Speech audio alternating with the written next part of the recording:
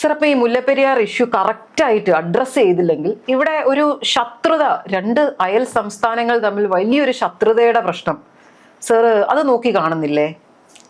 നമ്മുടെ വീട്ടിൽ ഒരു തെങ്ങുണ്ടെന്ന് വിചാരിക്കുക, അതിൽ 10 തേങ്ങ ഉണ്ടെന്ന് വിചാരിക്കുക. അതൊരാൾ വന്ന് ചോദിച്ചു, ഇത്ര വിലയാണെന്ന് നമ്മൾ പറയുക, അയാൾക്ക് ആ ബോധിച്ചാൽ വില തരും. ഇത്രയല്ലേ സംഭവമുള്ളൂ. നമ്മൾ വെള്ളം കൊടുക്കുന്നത് നമുക്ക് പൈസ കിട്ടണമെന്ന് പറയുന്നു.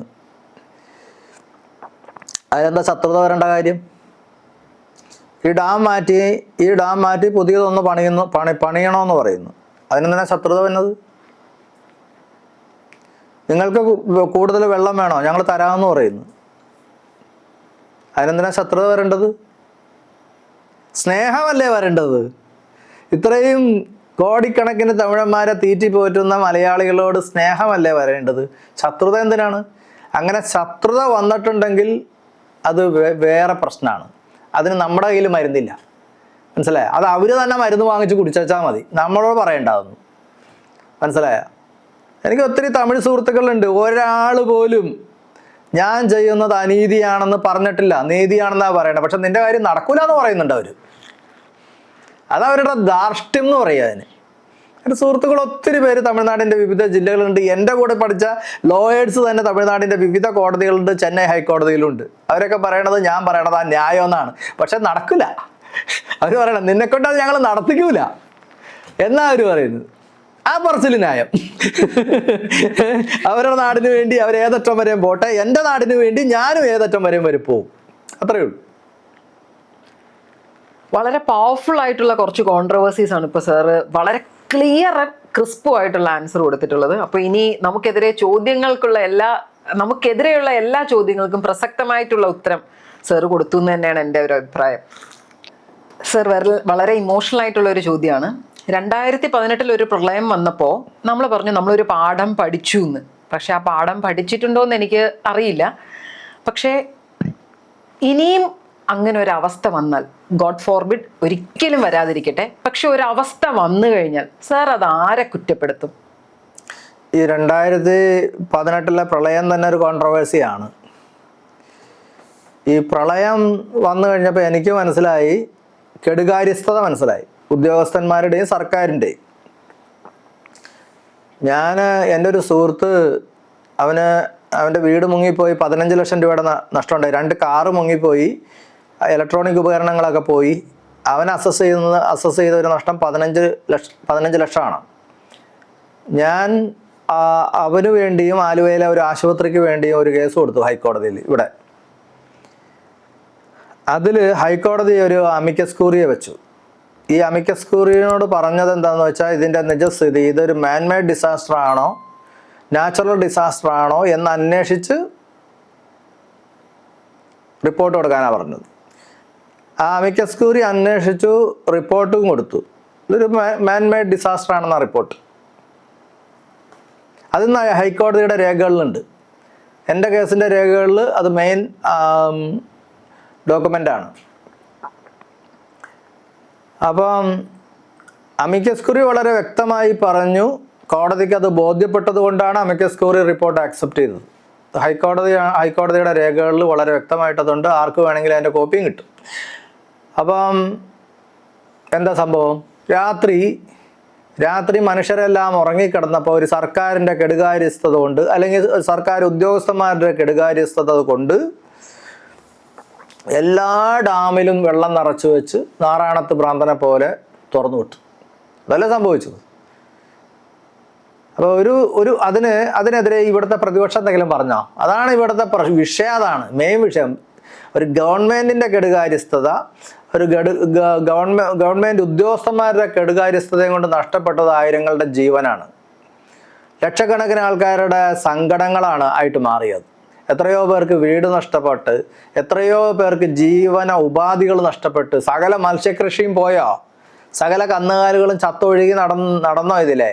മനുഷ്യരെത്ര പേര് മരിച്ച്, ഗർഭിണിയെ കെട്ടിത്തൂക്കിയെടുത്ത് നേവി കൊണ്ടുപോയത് നമ്മൾ കണ്ടതല്ലേ.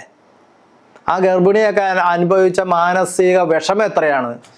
ഏതെങ്കിലും രൂപയുടെ കണക്കിൽ ഈ നാട്ടിലെ ജനങ്ങൾ അനുഭവിച്ച ദുരിതത്തിന് പറയാൻ പറ്റും ഇത്ര രൂപയുടെ ദുരിതം എന്ന് അനുഭവിച്ചെന്ന് പറയാൻ പറ്റുമോ? പറയാൻ പറ്റാത്ത തീവ്രമായ ദുഃഖമാണ് ഈ നാട്ടിലെ ജനങ്ങൾ അനുഭവിച്ചത്. അപ്പോൾ പ്രതിപക്ഷം, ഈ നാട് മുഴുക്ക മനുഷ്യച്ചങ്ങലയും ബന്ധും ഹർത്താലും നടത്തുന്ന പ്രതിപക്ഷം ഇതിനെതിരെ പ്രതികരിച്ചോ? എന്തെങ്കിലും ചെയ്തോ? നിയമസഭയിൽ ഒരു അടിയന്തര പ്രമേയം കൊണ്ടുവന്നോ? അല്ലെങ്കിൽ ഒരു നോട്ട് കോൺഫിഡൻസ് മോഷൻ കൊണ്ടുവന്നോ? ഈ സർക്കാരിൽ ഞങ്ങൾക്ക് വിശ്വാസമില്ല, പിരിച്ചുവിടണമെന്ന് പറഞ്ഞോ? ഒന്നും ചെയ്തില്ലല്ലോ. അപ്പം ജനങ്ങളുടെ ഭാഗത്ത് ആരാ ഉള്ളത്? നിസ്സഹായരല്ലേ നമ്മൾ? അല്ലേ? നമ്മുടെ വീട്ടിൽ എൻ്റെ ഒരു സുഹൃത്ത് പറഞ്ഞത്, എൻ്റെ വീട്ടിൽ വെള്ളം കയറി ഓരോ അടി പൊങ്ങി എൻ്റെ വീട്ടുപകരണങ്ങളും വീട് മുങ്ങിപ്പോയപ്പോൾ എനിക്ക് തോന്നിയത് ആരോ എൻ്റെ കരണത്തടിച്ചത പോലെയാന്ന് തോന്നിയത്. ശരിയല്ലേ? അനുഭവിച്ചവർക്ക് അത് മനസ്സിലാവും. എന്നെ കേൾക്കുന്ന ആലുവയിലും മലയാറ്റൂരും കാലടിയിലും പെരുമ്പാവൂരും പറവൂരും, മുഖ്യമന്ത്രിയുടെ കോൺസ്റ്റിറ്റ്യുവൻസി പറവൂരും പുത്തൻവേലിക്കരയും മാളയിലുള്ള ജനങ്ങൾക്ക് മനസ്സിലാവും, ചാലക്കുടിയിലുള്ള ജനങ്ങൾക്കൊക്കെ മനസ്സിലാവും. പിന്നെയുണ്ട് ഒരുപാട്, അങ്ങോട്ട് കിഴക്കോട്ട് പോയ ഒരുപാട് സ്ഥലങ്ങളുണ്ട്. ആ ജനങ്ങൾക്ക്, എന്നെ കേൾക്കുന്ന ആ ജനങ്ങൾക്ക് ഇത് മനസ്സിലാവും. അവരുടെ വ്യാധി, ദുഃഖം, കഷ്ടപ്പാട്. ആലുവയിലുള്ള ഒരു കോടീശ്വരൻ എല്ലാ ക്യാമ്പിലും ഫുഡ് എത്തിക്കാനോ ഫുഡ് കിട്ടാനുള്ള ഒരു സ്കാർസിറ്റി ഒക്കെ ഉണ്ടായി. ഒരു ക്യാമ്പിൽ രാവിലെ മുതൽ ആൾക്കാർ പട്ടിണിക്ക് ഇരുന്നിട്ട് ആകെ കിട്ടിയത് ഒരു ഒന്നോ രണ്ടോ കൊല റോബസ്റ്റ വാഴപ്പഴമാണ്. അത് എല്ലാവർക്കും ഓരോന്ന് വീതം കൊടുക്കാനേ ഉണ്ടായുള്ളൂ. അത് ഒരു കോടീശ്വരൻ എന്നോട് ചോദിച്ചു, ഒരു പഴം കൂടി തരുമോന്ന്. മനുഷ്യന്റെ അവസ്ഥയാണത്, കണ്ണാലെ കണ്ടതാണ്. ഒരു പഴം കൂടി തരുമോന്ന് ഒരു കോടീശ്വരനായ വ്യക്തി ചോദിച്ച്. മനുഷ്യന്റെ അവസ്ഥ. ആ അവസ്ഥയിലേക്ക് ഈ നാട്ടിലെ ജനങ്ങളെ എത്തിച്ചത് ഈ നാട്ടിലെ സർക്കാരാണ്. ഇവര് നമ്മളെ ഇനി മുല്ലപ്പെരിയാർ വിഷയത്തിൽ രക്ഷിക്കും എന്ന് സാധാരണഗതിയിൽ നമുക്ക് പ്രതീക്ഷിക്കാമോ? പക്ഷെ ഇപ്പൊ പ്രതീക്ഷിക്കാം. ഇപ്പൊ കാര്യങ്ങളെല്ലാം ഭംഗിയായി വരുന്നുണ്ട്. കാരണം ആർക്കും ഇനി ഇതിന്ന് ഒളിച്ചോടാൻ പറ്റില്ലാത്ത രീതിയിൽ മഹാഭാരതത്തിൽ എന്താണ് അഭിമന്യുവിനെ പൂട്ടിയത്? ചക്രവ്യൂഹം ഞാൻ സൃഷ്ടിച്ചിട്ടുണ്ട്. ആർക്കും ഇനി ഇതിന്ന് രക്ഷപ്പെട്ടു മാറാൻ കഴിയില്ല. അതുകൊണ്ട് കാര്യങ്ങൾ നേരെയാവും, എല്ലാം ശരിയാവും. ഇനി നമ്മുടെ ടെയിൽസ് അൺടോൾഡിലെ ഒരു റാപ്പിഡ് ഫയർ റൗണ്ടാണ്. ഇതിൽ ഞാൻ കുറച്ച് ചോദ്യങ്ങൾ അല്ലെങ്കിൽ വാക്കുകൾ മെൻഷൻ ചെയ്യുമ്പോൾ സാറിന്റെ മനസ്സിൽ ആദ്യം വരുന്ന ആ ഒരു തോട്ട് ഒന്ന് പറയുക, ഒത്തിരി ആലോചിക്കാതെ. സ്റ്റാലിൻ നമ്മളെ കൊടുക്കാനുള്ള പണിയാണല്ലേ? അതെ, എന്തും പറയാം. സ്റ്റാലിൻ vs വിജയ്, ആരോട് സംസാരിക്കാൻ എളുപ്പമായിരിക്കും? ഒരു സംശയമില്ല, വിജയ്. ഒറ്റ വാക്കിൽ Mullaperiyar. Ticking time bomb. Kerala സർക്കാർ vs തമിഴ്നാട് സർക്കാർ, ആരെയാണ് കൂടുതൽ കുറ്റപ്പെടുത്തുക? ആരെയും കുറ്റപ്പെടുത്താനുള്ള സമയം കഴിഞ്ഞു. ഞാൻ ആരെയും കുറ്റപ്പെടുന്നില്ല, എല്ലാവരെയും ചേർത്ത് പിടിച്ചുകൊണ്ട് സൊല്യൂഷൻ. 2018 vs ഇപ്പോൾ, ഏതാണ് കൂടുതൽ ഭയപ്പെടുത്തുന്നത്? ഇപ്പോൾ. എന്തുകൊണ്ട്? 2018 പ്രളയത്തിന് നമ്മൾ അനുഭവിച്ചു തീർത്തു, കണ്ടു, കേട്ടു, എല്ലാം കണ്ടു. ഇത് നമ്മുടെ ഭാവനയിൽ നിൽക്കില്ല, ബിയോണ്ട് അവർ ഇമാജിനേഷൻ. കാരണം 1 ലക്ഷത്തോളം ഫാക്ടറികൾ ഇതിൻ്റെ അടിയിലുണ്ട്. അതിൽ തന്നെ ആയിരക്കണക്കിന് കെമിക്കൽ ഫാക്ടറീസ് ഉണ്ട്. ഈ ആയിരക്കണക്കിന് കെമിക്കൽ ഫാക്ടറീസിൽ ഈഥേൻ, ബെൻസീൻ, മീഥേൻ തുടങ്ങി വിഷവാതകങ്ങൾ ദ്രാവരൂപത്തിലും ഖരരൂപത്തിലും വെച്ചിരിക്കുന്ന ഫാക്ടറികളുണ്ട്. അതിൽ ഒരു ഫാക്ടറി തകർന്നാൽ പോലും കേരളത്തിലെ ജനങ്ങൾ ഭോപ്പാൽ ട്രാജഡി പോലെ വീഴും. അതൊന്ന്. പിന്നെ സദേൺ നേവൽ കമാൻഡ് ഇവിടെ ഉണ്ട്. നേവൽ ആർമമെന്റ് ഡിപ്പോ ഉണ്ട്. നേവൽ ആർമമെന്റ് ഡിപ്പോയിൽ ഒരു ആയുധം പോലും ഒരു വാർ ഡിക്ലെയർ ചെയ്ത് എടുക്കാണ്ടാവില്ല. ഈ ഡാം തകർന്ന ചെളി മൂടി കിടക്കുകയാണെങ്കിൽ ചൈന ഒരു വാർ ഡിക്ലെയർ ചെയ്തു എന്ന് വിചാരിക്കാം. ഒരു എയർക്രാഫ്റ്റ് ഇവിടുന്ന് പൊങ്ങോ? ഒരു വാർ പ്ലെയിൻ ഇവിടുന്ന് പൊങ്ങോ? ഇല്ലല്ലോ. ഒരായുധമെങ്കിലും NAD നിന്ന് എടുക്കാൻ പറ്റുമോ? ഇല്ലല്ലോ. ഇന്ത്യയുടെ 4 ചിറകുകളിൽ 3 ചിറകുകളിൽ ഒന്നൊടിയും. ഇത് രാജ്യസുരക്ഷയെ ബാധിക്കുന്ന കാര്യമാണ്. ഞാൻ അഡ്മിറലിന് കത്തെഴുതിയായിരുന്നു. അഡ്മിറലിൽ തന്ന മറുപടി എന്താണെന്നറിയോ? ഇത് സുപ്രീം കോടതിയുടെ പരിഗണനയിലാണ്. ബോള് അങ്ങോട്ട് തട്ടി, സുപ്രീം കോടതിയിലേക്ക് തട്ടി. മനസ്സിലായ? അപ്പോൾ അവർ ഞാൻ പറഞ്ഞത് തെറ്റാന്ന് പറഞ്ഞില്ല. ഇവിടുത്തെ സദേൺ നേവൽ കമാൻഡ് ഞാൻ പറഞ്ഞ കാര്യങ്ങളിൽ ഒന്നുപോലും തെറ്റാന്ന് പറഞ്ഞില്ല. ആകെപ്പാടെ പറഞ്ഞത് ഇത് സുപ്രീം കോടതിയുടെ പരിഗണനയിലാണ് എന്നുള്ളതാണ്.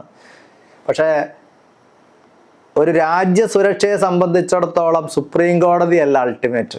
അത് അവർ വിട്ടുപോയി. ഒരു രാജ്യ സുരക്ഷയെ സംബന്ധിച്ചിടത്തോളം അൾട്ടിമേറ്റ് സുപ്രീം കോടതിയല്ല, സദേൺ നേവൽ കമാൻഡ് തന്നെയാണ്, അല്ലെങ്കിൽ ആർമിയും നേവിയും എയർഫോഴ്സ് തന്നെയാണ്. സുപ്രീം കോടതിയെ എൻ്റെ ലെറ്റർ കിട്ടിയപ്പോൾ വേണ്ട രീതിയിൽ കാര്യങ്ങൾ ധരിപ്പിക്കാൻ ഒരു കത്ത് മുഖേനയോ ഒരു ഇമെയിൽ മുഖേനയോ ഏതെങ്കിലും മാധ്യമങ്ങളിലൂടെ കൃത്യമായ വസ്തുത സുപ്രീം കോടതിയെ ധരിപ്പിക്കേണ്ട ധാർമ്മിക ഉത്തരവാദിത്തം സദേൺ നേവൽ കമാൻഡിന് ഉണ്ടായിരുന്നു. അത് ചെയ്തിട്ടില്ല എന്നുള്ളത് എന്താണെന്ന് അവർക്കറിയാം. അതിൽ രാഷ്ട്രീയമായ ഇടപെടലുണ്ടോ എന്നും എനിക്കറിയില്ല. ഏതായാലും അവർ ചെയ്യേണ്ടിയിരുന്നത് യഥാർത്ഥ വസ്തുത സുപ്രീം കോടതിയെ അറിയിക്കുക തന്നെയായിരുന്നു. സർ, ഒറ്റ വാക്കിൽ പറയൂ, സുപ്രീം കോടതി എന്ന് പറയുമ്പോൾ ഫാസ്റ്റ് ആണോ സ്ലോ ആണോ? അത് സുപ്രീം കോടതിയല്ല തീരുമാനിക്കണേ, നമ്മളാ, കക്ഷികളാ, ലിറ്റിഗൻസാ തീരുമാനിക്കണേ. ലിറ്റിഗൻസ് ലോയേഴ്സുമാണ് തീരുമാനിക്കണേ. നമുക്കൊരു കേസ് ഫാസ്റ്റ് ആക്കാൻ പറ്റും. അതിനുള്ള പ്രൊവിഷൻസ് ഒക്കെ സുപ്രീം കോടതിയിലും ഈവൻ ഒരു മജിസ്ട്രേറ്റ് കോടതിയിൽ വരെ ഉണ്ട്. ഒരു അഡ്വക്കേറ്റ് വിചാരിച്ചാൽ അത് സാധിക്കാവുന്ന കാര്യമുള്ളൂ. അപ്പോൾ ഈ സെഞ്ച്വറി 62 തുടങ്ങിയ നിയമവ്യവഹാരങ്ങളാണിത്. 1962 തുടങ്ങിയത്. അപ്പോൾ എത്രയോ വർഷങ്ങളായി എന്ന് ഓർക്കണം. ഇങ്ങനെ പ്രൊലോങ് ചെയ്തതിൻ്റെ ഒരു പ്രധാന കാരണം ഇവിടെ കാലാകാലങ്ങളിൽ മാറി മാറി ഭരിച്ചുകൊണ്ടിരുന്ന സർക്കാരുകളാണ്. ഒരു സംശയം അതിൻ്റെ അകത്ത് വേണ്ട. ഇനി അവരുടെ കുറ്റം നോക്കി നടക്കാൻ നമുക്ക് സമയമില്ല കേട്ടോ, നേരത്തെ പറഞ്ഞു. ഇനി അവരെയും കൂടി ചേർത്ത് പിടിച്ചൊരു പരിഹാരത്തിലേക്കാണ് നമ്മുടെ ശ്രമം. കുറ്റം ഇനി ആരെയും കുറ്റം പറഞ്ഞിട്ട് എന്താ കാര്യമുള്ളത്? നമ്മളിവിടെ ചത്ത് മലച്ച് കിടക്കാതിരിക്കാൻ നോക്കണോ, ഇവന്മാരുടെ കുറ്റം നോക്കി നടക്കണോ? ഏതാ വേണ്ടേ? ആരുടെയും കുറ്റം നോക്കി നടക്കേണ്ട കാര്യം ഇനിയില്ല. കാരണം ഇനി ഇത് ഇമ്മീഡിയറ്റ് സൊല്യൂഷനാണ് നമുക്ക് വേണ്ടത്. സർ, ഇപ്പോൾ ഞങ്ങളുടെ ഈ ഇൻ്റർവ്യൂ സെഗ്മെൻ്റ് ക്ലോസിങ് ചോദ്യം. സർ, ഇപ്പോൾ ഒത്തിരി മുല്ലപ്പെരിയാർ നമ്മൾ ഒത്തിരി സംസാരിച്ചിട്ടുള്ള ഒരു ഇഷ്യൂ ആണ്. സാറിൻ്റെ ഒരു ഇടപെടൽ കാരണം ഒരുപാട് മുന്നോട്ട് പോയിട്ടുണ്ട്. പക്ഷേ as advocate Russel Joy, Mullaperiyar issue എന്നതിൽ നിന്ന് വിട്ടിട്ട് താങ്കളുടെ കരിയറിൽ താങ്കൾക്ക് പറയാനുള്ള കുറേ കാര്യങ്ങൾ, ഒത്തിരി കാര്യങ്ങൾ സാർ ഇടപെട്ടിട്ടുണ്ടെന്ന് ഞങ്ങൾക്കറിയാം. ട്രൈബൽ കേസസ്, പിന്നെ ഒത്തിരി ലോട്ടറിയുടെ സിംഗിൾ ഡിജിറ്റ് നിർത്തലാക്കി, അന്യസംസ്ഥാനം നിർത്തലാക്കി, അങ്ങനെ ഒത്തിരി കാര്യങ്ങൾ. അതിൽ നിന്ന് എന്തെങ്കിലും ഒരു കഥ നമ്മുടെ പ്രേക്ഷകർക്ക് വേണ്ടിയിട്ട് പബ്ലിക്കിൽ ഒത്തിരി ഡിസ്കസ് ചെയ്യാത്ത ഏതെങ്കിലും 1-2 കഥകൾ. എൻ്റെ പാരൻസ് രണ്ടുപേരും ഡോക്ടേഴ്സായിരുന്നു.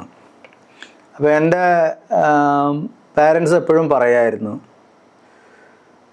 ഈ രോഗം മനുഷ്യ ശരീരത്തിൽ മാത്രമല്ല, എല്ലാ മേഖലകളിലും ഉണ്ട്. അപ്പോൾ ഒരു ഡോക്ടർ സമസ്ത രോഗങ്ങൾക്കും പ്രതിവിധി നിശ്ചയിക്കുന്ന ഭിഷഗ്വരനാവണം എന്ന് പറയാറുണ്ട്.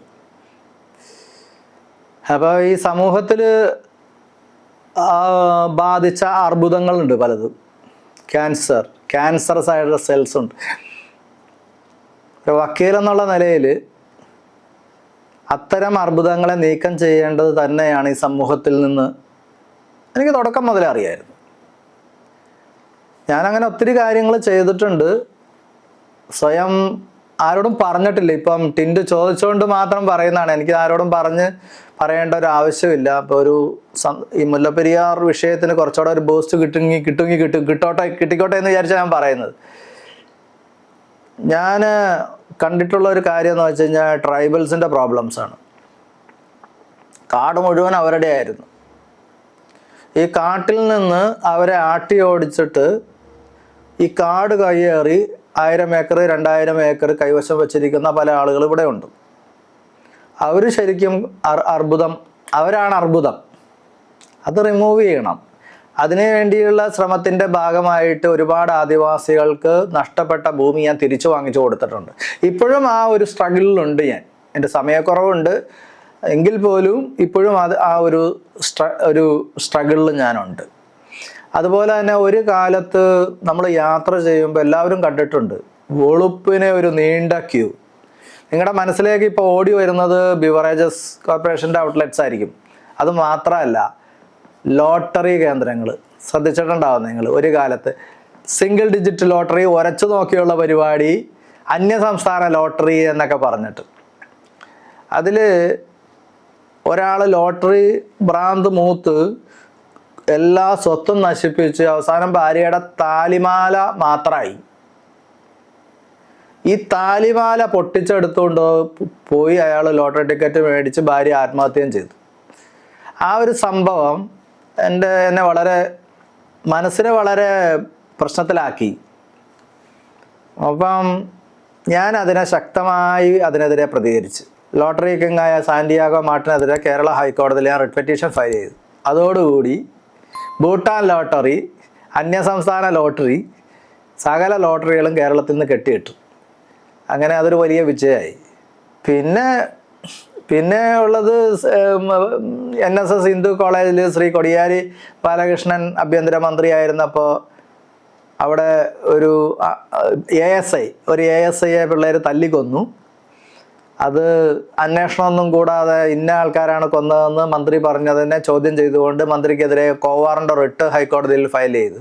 ആഭ്യന്തരമന്ത്രിക്കെതിരെ ശക്തമായിട്ട് പ്രതികരിച്ചു ഞാൻ. അതുപോലെ തന്നെ ഈ 2018 പ്രളയമുണ്ടാക്കിയത് ശ്രീ പിണറായി വിജയൻ ആണ്, ശ്രീ MM മണിയാണ്, KSEB മിനിസ്റ്ററും മുഖ്യമന്ത്രിയും ഇതിന് റെസ്പോൺസിബിൾ ആണെന്ന് പറഞ്ഞിട്ട് അവർക്കെതിരെയും അവരെ തൽസ്ഥാനങ്ങളിൽ നിന്ന് മാറ്റണം എന്ന് പറഞ്ഞിട്ട് കോവാറന്റ് റിട്ട് ഞാൻ ഹൈക്കോടതിയിൽ ഫയൽ ചെയ്തായിരുന്നു. അതിന് ഞാൻ സപ്പോർട്ടിംഗ് ഡോക്യുമെൻ്റ് ആയിട്ട് കൊടുത്തത് ഞാൻ നേരത്തെ പറഞ്ഞ അമിക്കസ് ക്യൂറി റിപ്പോർട്ടാണ്. പക്ഷെ അന്ന് ആ റിപ്പോർട്ട് കോടതി ആക്സെപ്റ്റ് ചെയ്തിട്ടുണ്ടായിരുന്നല്ലോ. ഇപ്പോൾ ആക്സെപ്റ്റ് ചെയ്തിട്ടുണ്ട്. അത് ആക്സെപ്റ്റ് ചെയ്തിട്ടില്ല എന്നുള്ള ഒരു കാരണം പറഞ്ഞതുകൊണ്ടാണ് കോടതി ആ കേസ് തള്ളിക്കളഞ്ഞത്. പക്ഷെ നമ്മൾ പ്രതികരിച്ചു എന്നുള്ളതാണ് ഒരു ജനത്തെ മുച്ചോടും നശിപ്പിച്ച ഒരു പ്രളയമുണ്ടാക്കിയ ഒരു സർക്കാരിൻ്റെ മുഖ്യമന്ത്രിയെയും സർക്കാരിൻ്റെ ഇലക്ട്രിസിറ്റി മന്ത്രിക്കെതിരെയും നമ്മൾ പ്രതികരിച്ചു എന്നുള്ളതാണ് അതിലെ ഒരു വസ്തുത. അങ്ങനെ ഉള്ള ഒത്തിരി എണ്ണി പറയാനാണ് ഒത്തിരി കാര്യങ്ങളുണ്ട്.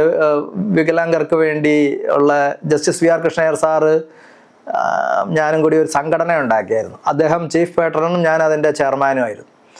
അങ്ങനെ വികലാംഗർക്ക് വേണ്ടി ഒത്തിരി കാര്യങ്ങൾ ചെയ്തിട്ടുണ്ട്. അത് ഞങ്ങൾ ഒരു കാര്യം ചെയ്യും, ഒരു വികലാംഗന് വേണ്ടി, ഭിന്നശേഷിക്കാർക്ക് വേണ്ടി, ഡിഫറൻ്റ്ലി ഏബിൾഡ് ആയിട്ടുള്ള ഒരാൾക്ക് വേണ്ടി എന്തെങ്കിലും ചെയ്തിട്ട് അയാളെ കൊണ്ടുവന്ന് നിർത്തി ഫോട്ടോ എടുത്ത് ആ പണി ഞങ്ങൾ ചെയ്തിട്ടില്ല.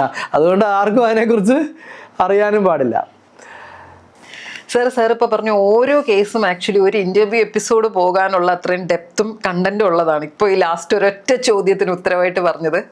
അപ്പോൾ മുല്ലപ്പെരിയാറും ഇനി നാളെ ഒരു ദിവസം ഇതുപോലുള്ള ഒരു സക്സസ് സ്റ്റോറി ആയിട്ട് സാറിന് അഭിമാനത്തോടെ പറയാൻ പറ്റുന്ന ഒരു സംഭവമാകട്ടെ എന്ന് വിഷ് ചെയ്തുകൊണ്ട് thank you so much for your time sir. ഇത്രയും ചാനലിൽ ഇന്റർവ്യൂ ഇരുന്നിട്ട് ഈ കാര്യം പറഞ്ഞത് ടിൻഡു മാത്രമേ ഉള്ളൂ. അതിന് ടിൻഡു വളരെ അഭിനന്ദനം അർഹിക്കുന്നുണ്ട്. ഏതായാലും വളരെ നന്ദി. അത്തരം ഒരു സാഹചര്യം ഉടനെ ഉണ്ടാകും. ആദ്യത്തെ ഇന്റർവ്യൂ ടിൻഡുവിന് തന്നെ ആയിരിക്കും. അത് മതി സർ, അത് മതി. Thank you so much. അപ്പോൾ നമ്മുടെ എല്ലാ പ്രേക്ഷകരും കേട്ടുകൊണ്ടിരിക്കുകയാണ്. Thank you sir. We are really privileged to have you here. You are welcome. You are very welcome. മുല്ലപ്പെരിയാറിന്റെ ഭാവി ഇപ്പോഴും ഒരു ചോദ്യചിഹ്നമാണ്. നിങ്ങളുടെ അഭിപ്രായം കമന്റ്സിൽ പറയൂ. ഇത് ടെയിൽസ് അൺടോൾഡ് ആയിരുന്നു. ഞാൻ ടിൻഡു രവീന്ദ്രൻ. മറ്റൊരു ഗസ്റ്റുമായി അടുത്ത എപ്പിസോഡിൽ വീണ്ടും കാണാം. Thank you.